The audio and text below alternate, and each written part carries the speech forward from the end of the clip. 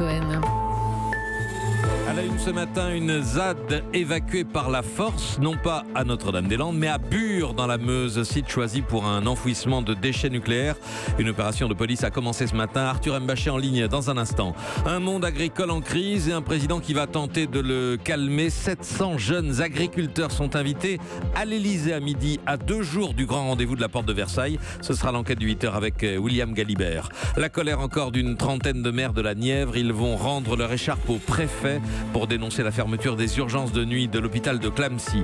Une grève aujourd'hui à Air France perturbe fortement le trafic. Les salariés réclament de meilleurs salaires, la moitié des longs courriers annulés. L'affaire Wauquiez, Valérie Pécresse se dit consternée par les propos du président de LR, propos qui divisent et affaiblissent la droite, dit-elle ce matin. Dans ce journal, le martyr des Syriens de la Routa, sur Europe 1, Jean-Yves Le Drian fustige un immobilisme coupable. Pour la réforme de la SNCF, la piste des ordonnances, information des Échos avec Daniel Fortin. La mairie de Paris qui veut croire que les voitures ne reviendront pas sur les voies sur berge malgré la décision du tribunal administratif, et les effets positifs des caméras piétons accrochées aux policiers. Reportage à Lille. 8h15, le patron des députés de la majorité, Richard Ferrand, autrement dit, d'après Laurent Wauquiez, le chef des Guignols. Depuis 6h15 ce matin, les gendarmes évacuent les militants écologistes installés sur la zone de Bure. Ces zadistes opposés au centre d'enfouissement de déchets radioactifs. Arthur Mbaché, vous êtes notre correspondant dans l'Est. 500 gendarmes sont mobilisés depuis ce matin. Oui, depuis presque 2 heures, et le moment n'est pas choisi par hasard. La nuit, le froid, il fait très très froid dans la Meuse en ce moment. Ce matin, moins 5 degrés. L'idée, c'était d'intervenir face à des opposants pas nombreux, le moins nombreux possible, et si on peut dire pas très vigoureux, une quarantaine de militants selon nos informations. Appel à rassemblement partout, disent, implorent presque les opposants sur les réseaux sociaux. Nous reviendrons plus fort encore et plus déterminés. Ils embarquent des gens, m'a dit il y a quelques minutes Jacques, membre du collectif contre l'enfouissement des déchets, indigné par la démarche. Alors, dit-il, que les opposants avaient accepté hier de rencontrer demain matin le secrétaire d'État auprès de Nicolas Hulot, Sébastien Lecornu.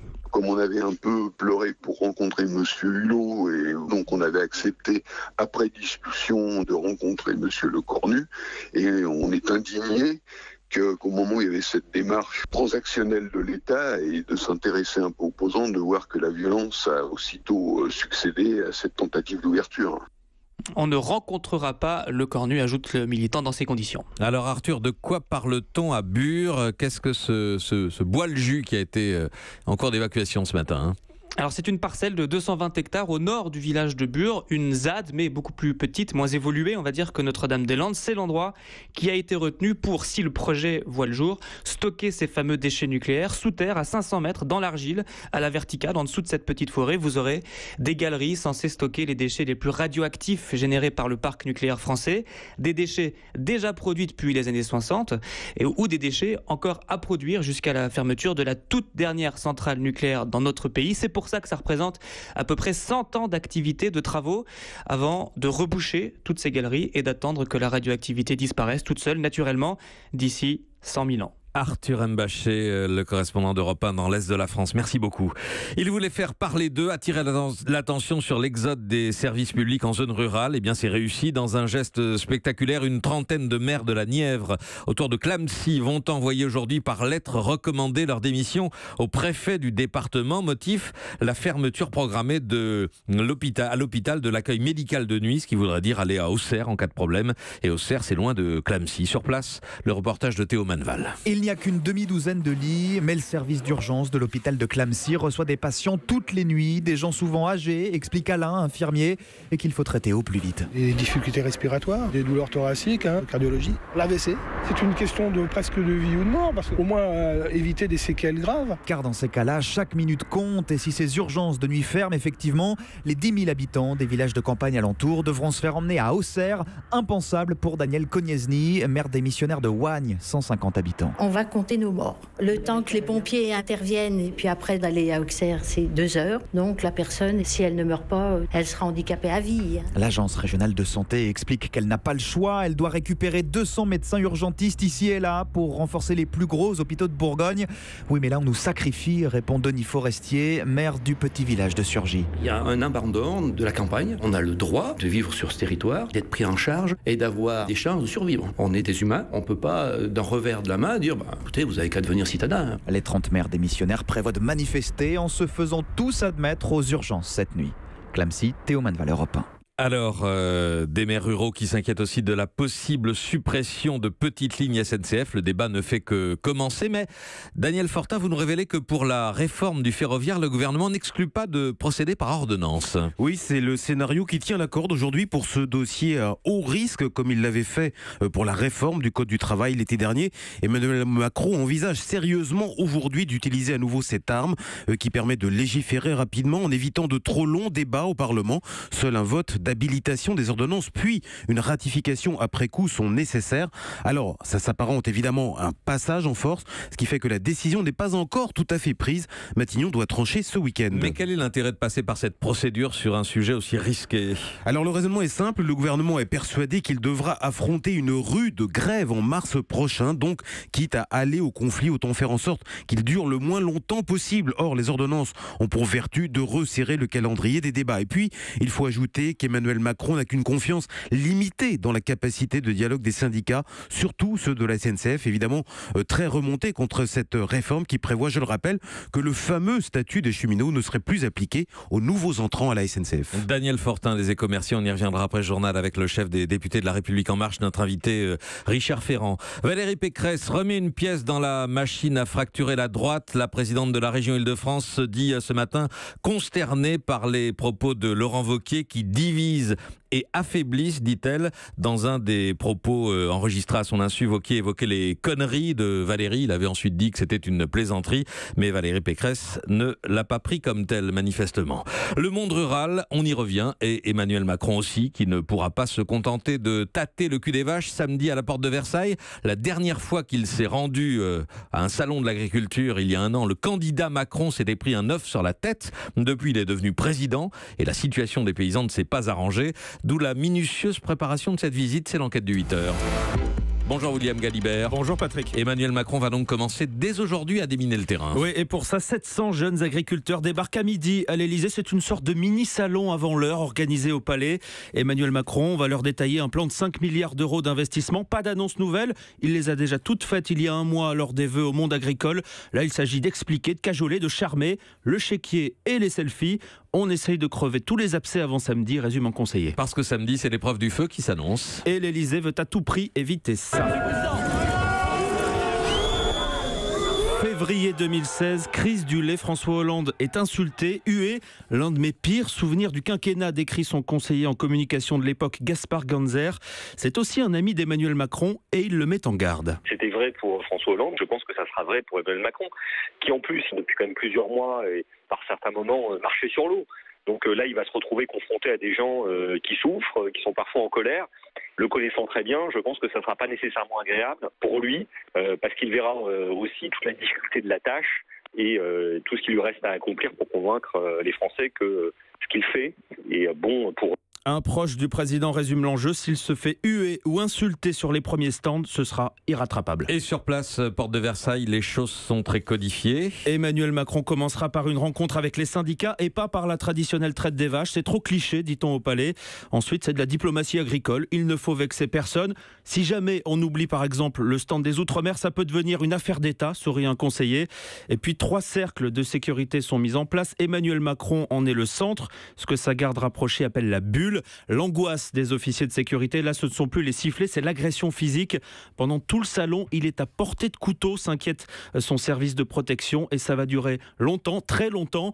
Emmanuel Macron a l'intention de battre le record présidentiel sur le salon, arriver avant l'ouverture, repartir après la fermeture. C'est plus de 10 heures sur place. On verra. Enquête du 8 heures avec William Galibert, merci. Europe 1, il est 8h09. La bataille des voies sur berge à Paris est relancée. Piétonisation annulée hier par la justice pour cause de procédures irrégulières, inexactitudes, omissions et insuffisance de l'étude d'impact. Alors verra-t-on de nouveau des voitures sur les voies sur berge? Question qu'on a posée ce matin à Bruno Julliard, le premier adjoint d'Anne Hidalgo. Il était l'invité d'Europe 1 à 7h20. La réponse n'est pas affirmative. Probablement pas, en tout cas pas avant un long moment, parce que nous faisons appel de la décision du tribunal administratif, que nous demandons ce qu'on appelle un sursis à exécution, c'est-à-dire qu'avant le jugement de la cour d'appel, nous n'appliquons pas la décision du tribunal administratif. Oui, parce que l'appel n'est pas suspensif, l'appel que vous avez formé. À ce stade, non, mais en tout état de cause, Anne Hidalgo prendra un nouvel arrêté pour garantir la piétonisation des berges de Seine. Bruno Julliard, premier adjoint à la mairie de Paris sur Europe 1. À Tours, un professeur de chant mis en examen pour viol de mineurs, mais pas n'importe qui. Il était le chef de chœur de la maîtrise du conservatoire de musique. Il a été incarcéré après les plaintes de 6 à 7 jeunes garçons âgés de 13 à 16 ans qui disent avoir été abusés par cet homme de 60 ans lors de voyages à Paris. À 8h11, la suite du journal. Patrick Cohen. En Syrie, le martyr de la Ghouta près de Damas continue. Le CICR réclame un accès d'urgence pour venir au secours de la population prise sous le feu du régime. Sur Europe 1, en micro de Didier François, le ministre des Affaires étrangères, Jean-Yves Le Drian, s'exprime. Tout immobilisme est coupable, dit-il. Il n'y a pas de mots pour décrire l'horreur de ce qui se passe en ce moment dans la Ghouta Est. Il y a une centaine de morts par jour. Des hôpitaux sont bombardés. Il n'y a eu qu'un seul convoi humanitaire depuis le début janvier. Et dans une telle situation dramatique, tout immobilisme est gravement coupable. La France pèse de tout son poids pour qu'une résolution du Conseil de sécurité puisse valider une trêve humanitaire immédiate pour évacuer les blessés et pour mettre un minimum de calme dans cette situation d'enfer. La Russie soutient cette opération. Est-ce que vous ne craignez pas qu'elle mette son veto à une décision du Conseil de sécurité ? Il faut que chacun prenne ses responsabilités. On sait que la Russie a les moyens de pression nécessaires. D'abord, elle doit valider aussi cette résolution et faire en sorte que, à la fois, la trêve soit respectée et que l'aide humanitaire puisse être acheminée. Et la Russie a les moyens de pression nécessaires auprès de Bachar el-Assad. Jean-Yves Le Drian, au micro Europe 1 de Didier François. Au Venezuela, une réélection du président Maduro assurée le 22 avril sans opposition. Les adversaires du régime ne participeront pas à ce qu'ils considèrent comme un simulacre d'élection. Et puis, dans l'esprit de Donald Trump, ça doit vouloir dire soigner le mal par le mal. Face aux rescapés de la tuerie de Floride, le président américain envisage le port d'armes pour les enseignants. Des armes, des contrôles et des caméras pour que ça se passe mieux. Nous sommes revenus en France et nous parlons des caméras piétons accrochées au torse des policiers en patrouille. La mesure sera étendue dans les mois à venir, c'est ce qu'a promis Gérard Collomb.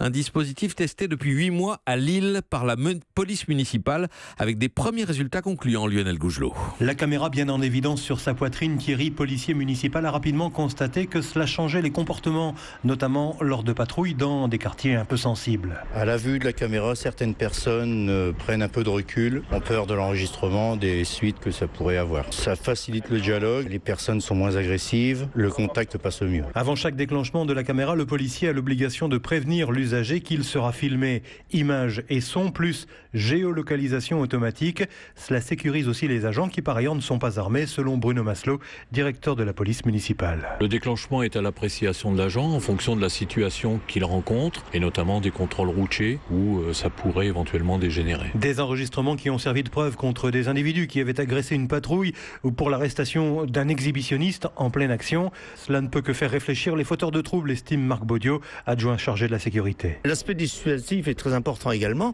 et c'est tant mieux parce que les gens, attention, c'est du sérieux, c'est du justifiable, donc ce sont des preuves qu'on peut apporter contre nous, donc voilà, on va se tenir à carreau et c'est très bien comme ça. Expérience concluante donc, à terme la moitié des 120 policiers municipaux lillois devraient être équipés de caméras piétons. Lille, Lionel Gougelot, Europe 1. Déception pour la France ce matin au JO. Les Français sont passés tout près du podium en slalom. Clément Noël, Alexis Pinturo et Victor Muffagendé terminent 4e, 5e et 6e. La France compte toujours 14 médailles. Europe 1.